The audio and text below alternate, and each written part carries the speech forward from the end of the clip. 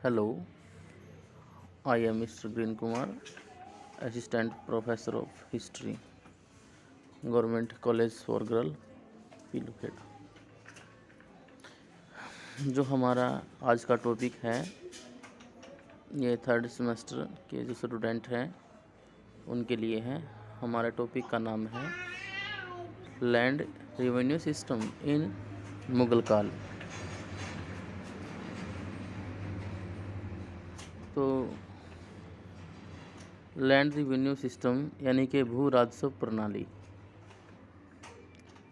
अब बात मुग़लों के समय की है, तो मुग़ल बादशाह इस बात को अच्छी तरह जानते थे कि साम्राज्य की समृद्धि के लिए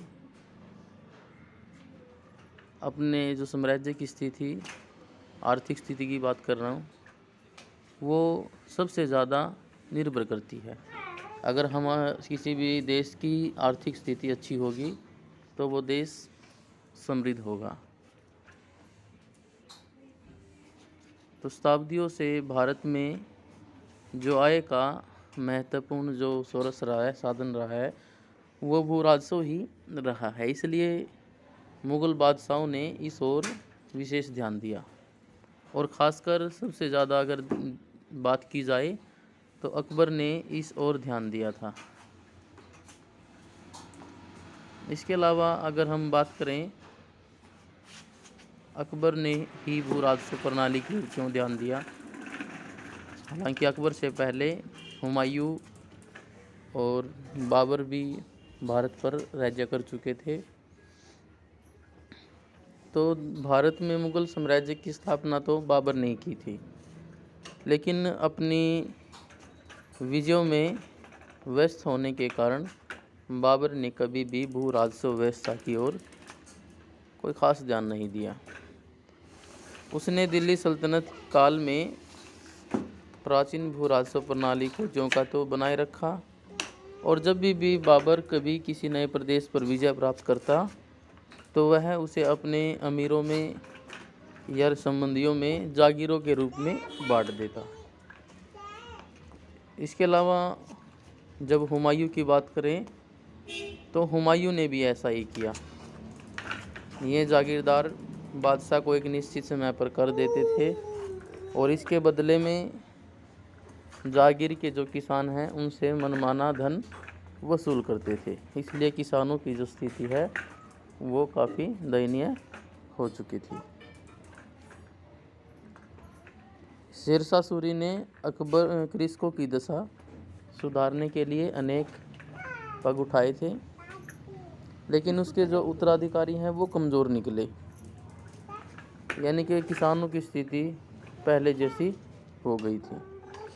अब सुधार किए वो कि अकबर ने 1556 में जब अकबर सिंहासन पर बैठता है तो अकबर के पास जो राज खजाना होता है, राजकोष होता है, लगभग ना के बराबर था, खाली पड़ा था। ऐसे में यह अकबर के लिए एक बहुत बड़ी चुनौती थी। इस स्थिति में सुधार लाने के लिए अकबर ने भू राजस्व प्रणाली की ओर विशेष ध्यान दिया। अब बात करें कि भू राजस्व प्रणाली है जो कौन सी प्रणाली उस समय चलाई गई, तो एक प्रणाली है जब्ती प्रणाली। इस प्रणाली को टोडरमल व्यवस्था भी कहा जाता है। तो जब्ती जो व्यवस्था है उसको 1580 में आरंभ किया गया था, और इसको चलाने वाला, इस प्रथा को, राजा टोडरमल था। उस समय वह अकबर के दरबार में दीवाने आला पद पर कार्यरत था। अकबर से पहले जो भूमि की सुधार प्रणाली जो व्यवस्था बताई थी मैंने, शेरशाह सूरी ने करवाई थी। इसके अलावा बात करें तो अकबर ने जो ये भू राजस्व व्यवस्था जब्ती प्रणाली है पूरे साम्राज्य की बजाय 8 प्रदेशों में, 8 प्रांतों में, 8 सूबों में लागू की थी। उन सूबों के नाम है दिल्ली, आगरा, लाहौर, मुल्तान, अवध, इलाहाबाद, अजमेर और मालवा। अब इस व्यवस्था की क्या विशेषताएं थी, इस ओर ध्यान देते हैं। तो भूमि की पैमाइश भू राजस्व में सुधार लाने के उद्देश्य से अकबर ने सबसे पहले तो जो कृषि योग्य भूमि थी उसकी पैमाइश करवाई। अकबर ने जो पूर्वी शासक था जिसका नाम था शेरशाह सूरी, उसने भी भूमि की पैमाइश करवाई थी, लेकिन उसकी पैमाइश की प्रणाली थी उसमें कई दोष थे। जैसे कि पैमाइश के लिए शेरशाह सूरी ने सिकंदरी गज का प्रयोग किया था, और सिकंदरी गज जो प्रयोग है वो रस्सी का बना होता था। जो पानी पड़ने पर रस्सी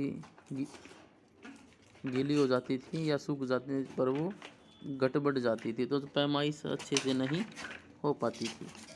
लेकिन अकबर ने भूमि की पैमाइश के लिए इलाही गज का प्रयोग किया।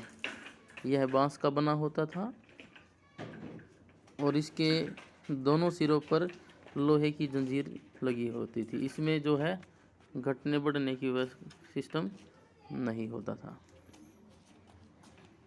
पूरे साम्राज्य में इसी गज के आधार पर भूमि की पैमाइश की गई।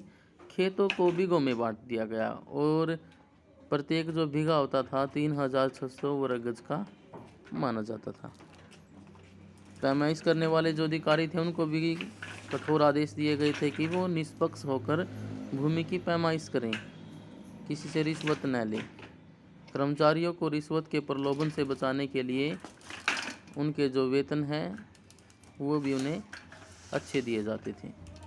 उसके बाद भूमि का जो 4 भागों में भूमि का वर्गीकरण किया गया, भूमि को 4 भागों में बांट दिया गया। जो पहले किस्म की भूमि थी, जो सबसे श्रेष्ठ भूमि थी, जिस पर हर साल खेतीबाड़ी की जाती थी, कृषि की जाती थी, उसका नाम था पोलज भूमि। और दूसरी जो भूमि थी, दूसरी किस्म की, दूसरे दर्जे की भूमि, उस भूमि में क्या होता था, 1 साल खेती की, उसको 1 साल या 2 साल के लिए खाली छोड़ दिया जाता है, ताकि भूमि की जो उपजाऊपन की जो शक्ति है, उर्वरा शक्ति वापस लौट आए।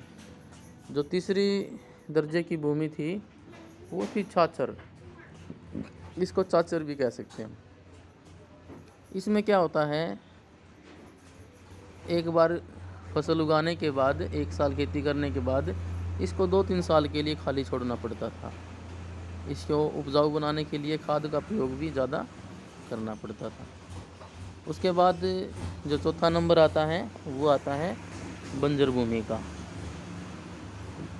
ये सबसे निचले दर्जे की भूमि थी। इसमें कुछ पैदावार प्राप्त करने के लिए 5 या 6 सालों के लिए खाली छोड़ना पड़ता था। अकबर ने एक आईन-ए-दहसाला व्यवस्था चलाई।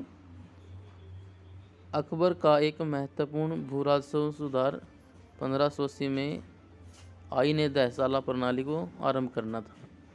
इसे लागू करने से सरकार को प्रत्येक साल भू राजस्व के लिए बड़ी संख्या में, इससे पहले की बात कर रहे हैं, अधिकारी नियुक्त करने पड़ते थे। इस कारण अकबर को काफ़ी सारा खर्च उठाना पड़ता था।